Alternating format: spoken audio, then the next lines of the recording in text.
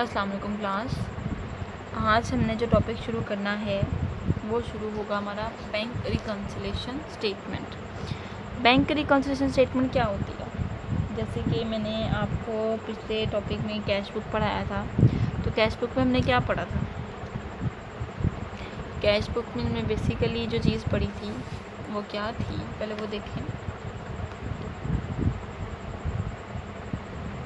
Cash book एक तरफ debit side पे हमारे पास बैंक और कैश का कॉलम होता है, ठीक हो गया। और क्रेडिट साइड पे भी हमारे पास बैंक और कैश का कॉलम होता है। ये बैंक का कॉलम क्यों बनाया जाता है? कैश का तो हमें पता है जी, हमारे पास इतना पैसा है, यानी कि लेट्स सपोज ये मैं आपको बता दूं कि ये बिज़नेस की कैश बुक है कि हम बिज़नेस में कितना पैसा ला रहे हैं, कितना पैसा लेके जा रहे हैं। अब यहाँ पे ये जो कैश कॉलम है, ये तो अंडरस्टूड सी बात है कि हमने जो भी कैश में बिज़नेस में जितना भी कैश इस्तेमाल किया या जितना भी जो है वो कैश जमा किया, यानी कि लेट्स सपोज हमने या तो सेल्स की तो हमारे पास पैसा आया, परचेज़ की तो हमारे पास से पैसा गया, तो ये अंडरस्टूड सी बात है कि ये ज़रूरत होती है कैश की एंट्रीज़ करने की कि हमने पैसा कहाँ कहाँ पे लगाया। बैंक का कॉलम क्यों होता है? बैंक का कॉलम बेसिकली इसलिए होता है क्योंकि हम बैंक में अपनी रकम जो है वो डिपॉज़िट करवाते हैं। जब बैंक में रकम डिपॉज़िट करवा दी जाती है तो हम बैंक के थ्रू भी अपनी बिज़नेस के ट्रांजैक्शंस करते हैं। यहाँ तो हमने बैंक के थ्रू हमने सेल्स कर ली है, या बैंक के थ्रू हमने जो है वो परचेज़ कर ली है, तो वो हम काम बैंक के थ्रू भी कर लेते हैं। या हमने कोई पेमेंट करनी है, ठीक है, वो भी हमने बैंक के थ्रू कर लिया। तो बैंक का कॉलम इसलिए बनाया जाता है ताकि हम जो है वो आसानी से अपनी ट्रांजैक्शंस को मेंटेन कर सकें बैंक के पॉइंट ऑफ व्यू से, ठीक हो गया। अब यहाँ पे जो बिज़नेस है वो अपने कैश को भी चला रहा है, यानी कि अपने बिज़नेस को भी चला रहा है और अपने बैंक को भी चला रहा है। इसकी आसान एग्जांपल मैं ही देती हूँ। आप जब कॉलेज आते हो, कॉलेज में अपनी फ़ीस सबमिट करवाते हो या अपने स्कूल में फ़ीस सबमिट करवाते हो, तो आप क्या करते हो? आप स्कूल जाते हो या कॉलेज जाते हो, कॉलेज वालों को देते हो कैश, ठीक है। कॉलेज वाले अपने पास कैश की एंट्री कर लेते हैं और लिख लेते हैं कि हमारे पास फ़ीस आई है फ़लाँ बच्चे की, वो हमने जो है वो यहाँ पे लिख ली। लेकिन जब फीसेस वगैरह आ जाती हैं तो हमारे कॉलेज या स्कूल का भी एक बिज़नेस जो है वही चला रहे हैं, ठीक हो गया। तो इनका भी एक क्या होता है, बैंक अकाउंट होता है जिसमें वो अपनी जितनी भी अमाउंट्स आती हैं वो बैंक में डिपॉज़िट करवाते हैं, ठीक हो गया। अब यहाँ पे डिपॉज़िट इसलिए करवाया जाता है क्योंकि हम अपनी अमाउंट को सेव कर रहे होते हैं, या हम जो है वो बैंक के थ्रू ही, अब हमारे पास कोई ऐसी जो है वो पेमेंट आ गई है, जैसे कि हमने लेट्स सपोज टीचर्स की सैलरीज़ देनी है, ठीक हो गया। अब टीचर्स की सैलरीज़ देने के लिए हम क्या करते हैं, टीचर्स को जो है वो उनके अकाउंट में पेमेंट कर देते हैं। जैसे कि हमारी सैलरीज़ हैं वो हमारे अकाउंट में आती हैं।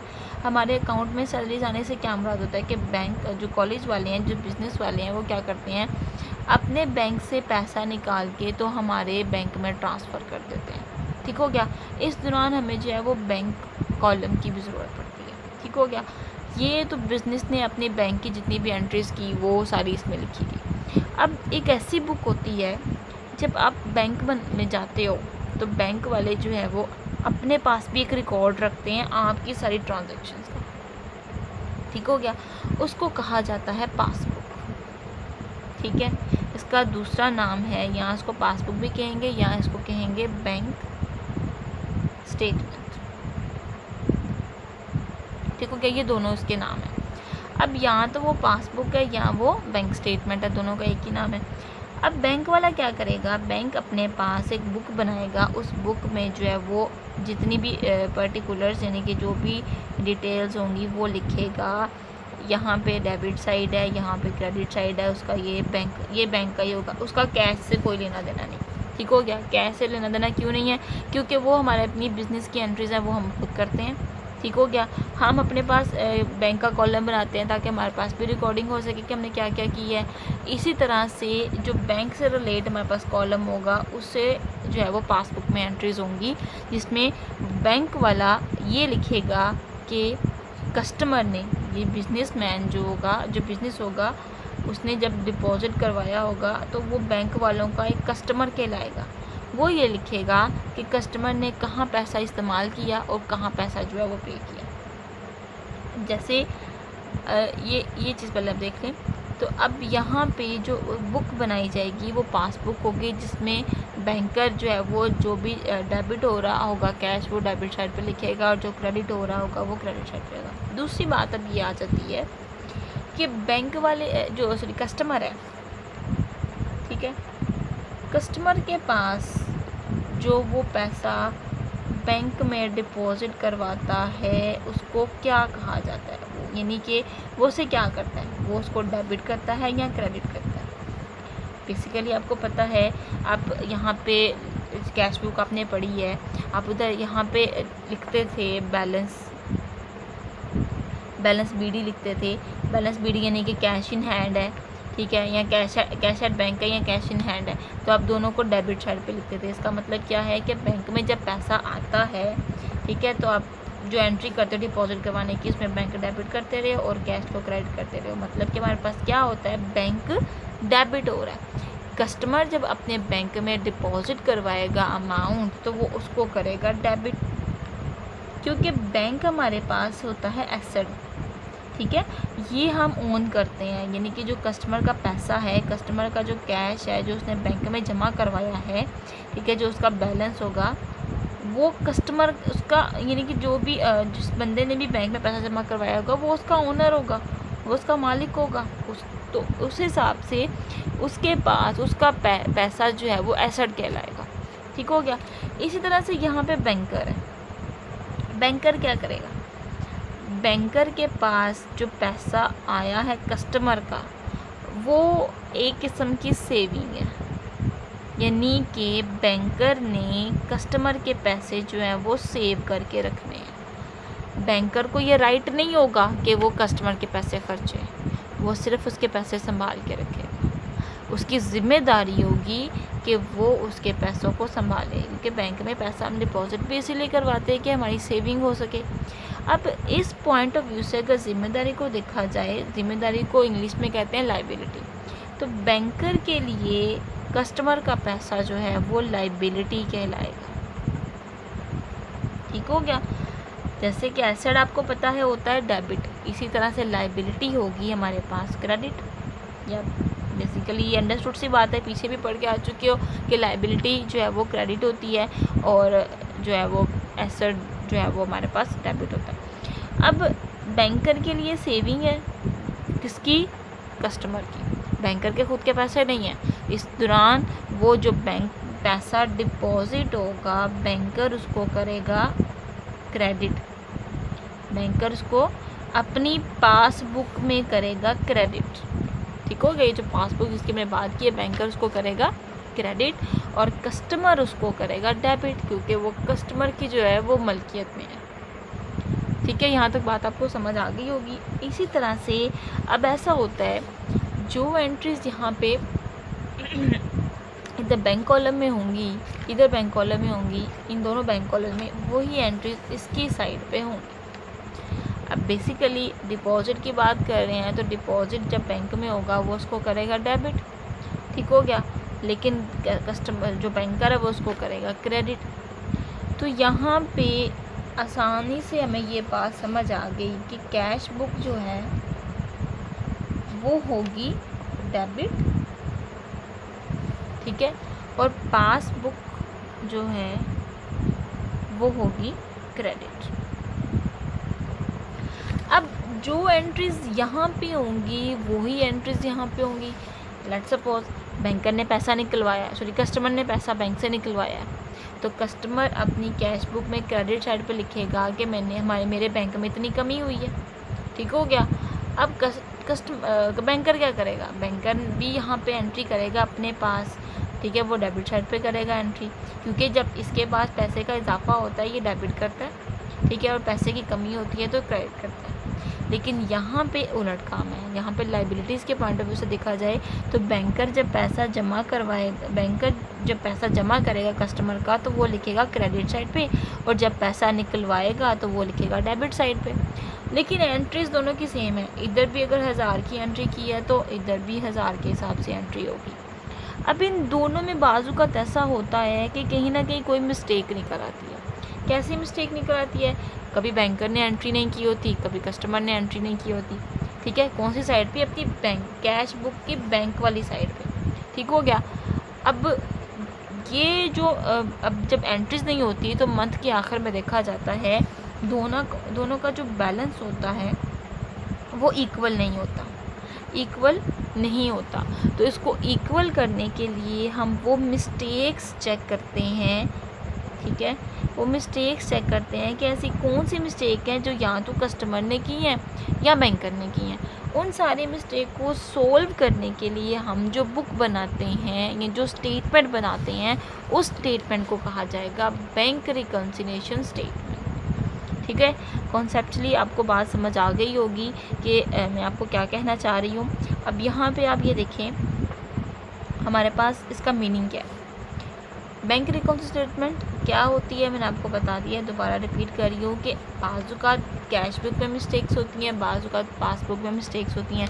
तो उन मिस्टेक्स को ठीक करने के लिए हम जो स्टेटमेंट बनाते हैं, जो मिस्टेक्स क्लियर करते हैं ताकि हमारा बैलेंस इक्वल आ जाए, दोनों साइड्स का, कैश बुक का भी और पासबुक का भी, दोनों साइड्स का बैलेंस इक्वल आ जाए, तो उसके लिए हम बनाएंगे बैंक रिकन्सिलिएशन स्टेटमेंट। अब इसका मीनिंग देखिए, इट इज़ द स्टेटमेंट, ये कैसी स्टेटमेंट है, which prepared the reconcile the causes of difference.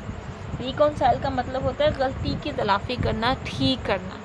Causes वजूहात को, the difference between bank balance, यानी बैंक में जो बैलेंस है, bank balance as per cash book, यानी कि कैश बुक का बैंक बैलेंस और bank balance as per passbook.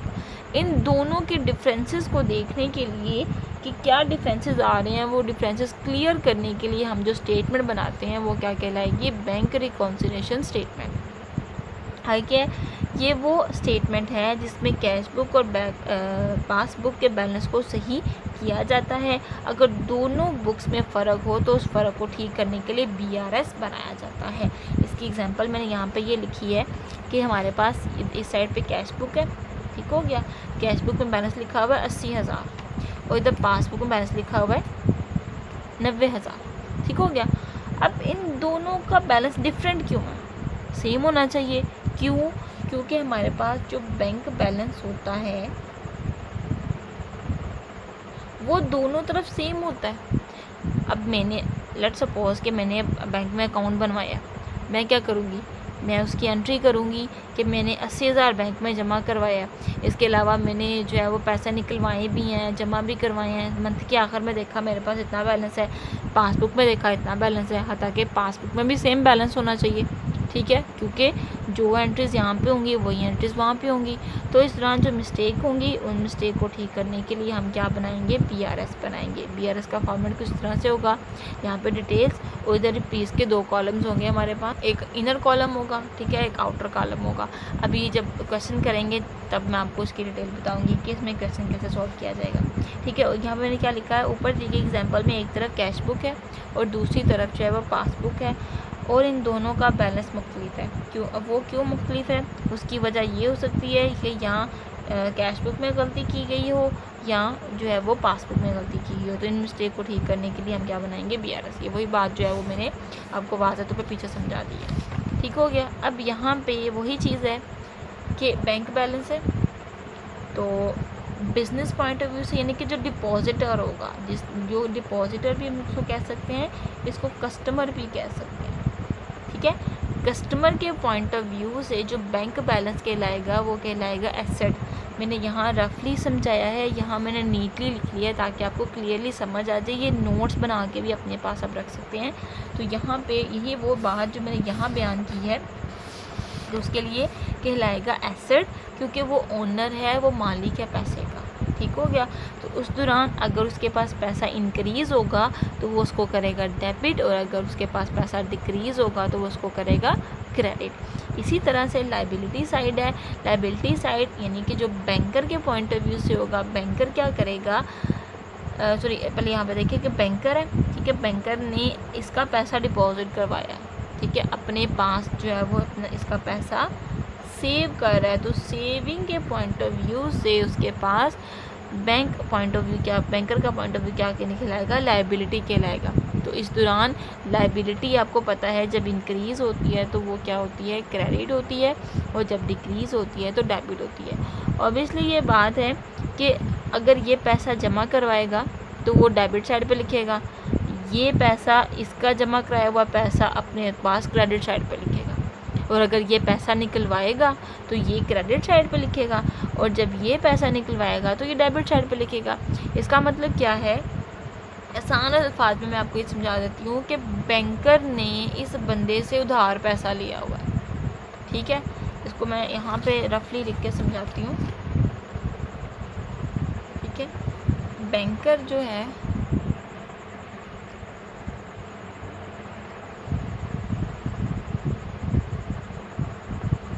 जी, वो एक किस्म का उसने उधार पैसा लिया हुआ। अब उधार को क्या कहते हैं, उधार को कहते हैं लायबिलिटी, ठीक हो गया, लायबिलिटी। अब उधार अगर ज़्यादा हो, अब देखो बैंक कस्टमर ने जो है, कस्टमर डिपॉजिट करवा रहा है, ठीक हो गया। कस्टमर ने जब पैसा बैंक में डिपॉजिट करवाया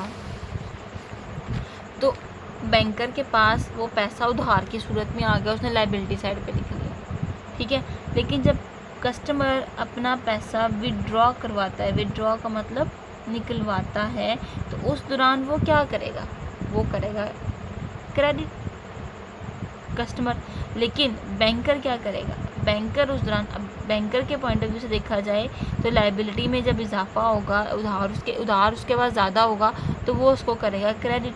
लेकिन जब कस्टमर के बैंकर के पास उधार का, यानी कि इसने पैसा निकलवाया, उधार बैंकर के पास से कम हो गया, तो वो जब कम करेगा तो वो उसको करेगा डेबिट, ठीक है। क्योंकि आपने पढ़ा है कि जब उधार में इजाफा होता है तो उसको क्रेडिट किया जाता है, और उधार में कमी हो तो उसको डेबिट किया जाता है। इस तरह से लायबिलिटी को ही हम इंग्लिश में उधार या ज़िम्मेदारी कहते हैं, कि अगर हमारी ज़िम्मेदारी कम होगी तो हम उसको डेबिट करेंगे, और ज़िम्मेदारी ज़्यादा होगी तो हम उसको क्रेडिट करेंगे। इसी तरह से जो कस्टमर होगा हमारे पास, तो कस्टमर के पॉइंट ऑफ व्यू से हमारे पास वो एसेट कहलाएगा, ठीक है। तो वो उसको क्रेडिट करेगा और बैंकर उसको वो उसको डेबिट करेगा और बैंकर उसको क्रेडिट करेगा। यहाँ पे मैंने ऐसे बना दिया हुआ है कि अब इस पर्पस के लिए हम कैश बुक बनाते हैं, जैसे कि वो पिछले मैंने रफली समझाया है कि हम ये वाला जो कॉलम है ये यूज़ करेंगे, ठीक है, कैश बुक में। और इस साइड पे बैंकर जो पासबुक बनाएगा, बैंक स्टेटमेंट बनाएगा, वो इस तरह से बनाएगा, डिटेल, डेबिट और क्रेडिट और बैलेंस, ठीक हो गया।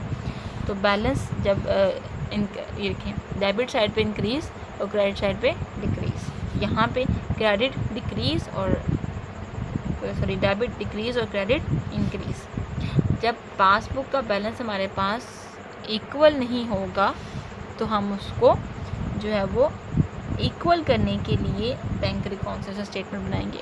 अब क्या क्या इसमें मिस्टेक्स होती हैं, इंशाल्लाह वो मिस्टेक कल डिस्कस करेंगे, कैसी कौन सी गलतियां होती हैं इसमें, कैश बुक में जो है वो तब्दीली हो जाए या पासबुक में तब्दीली हो जाए, तो उन तब्दीलियों को हम कैसे सही करके BRS बनाएंगे, वो इंशाल्लाह हम कल देखेंगे। तब तक के लिए अल्लाह हाफ़िज़।